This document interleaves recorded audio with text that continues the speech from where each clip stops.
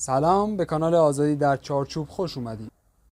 یک راه کاربردی میخوام بهتون بگم که ایده کانال یوتیوبی خودتون رو بگیرید و فعالیت خودتون رو در این پلتفرم پولساز استارت بزنید و کانال خودتون رو بسازید و درآمد دلاری به دست بیارید. بریم سراغ آموزش. اول وارد گوگل میشیم و در قسمت سرچ می نویسیم هوش مصنوعی گوگل.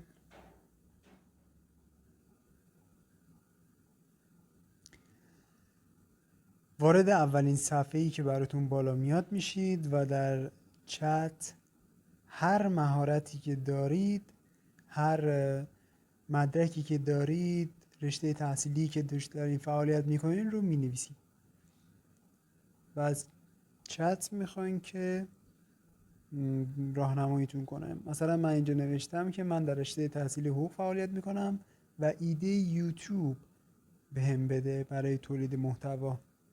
ارسال رو میزنید و چت براتون ایده هایی مبتنی بر همین رشته تحصیلی که دارید رو بهتون میده. مثلا به من آموزش های حقوقی در مورد مفاهیم پایه حقوقی، حل مسائل حقوقی، بررسی قوانین جدید، معرفی مشاغل حقوقی، مصاحبه با متخصصان حقوقی که واقعا ایده های جالبیه که هر شخصی که تو این رشته هست اگه بتونه تو این حوزه فعالیت داشته باشه واقعا میتونه ویدیوی جالبی درست کنه و ایده‌هاش. ممنون از اینکه تا اینجا با ما بودید. بهترینا رو براتون آرزو میکنم.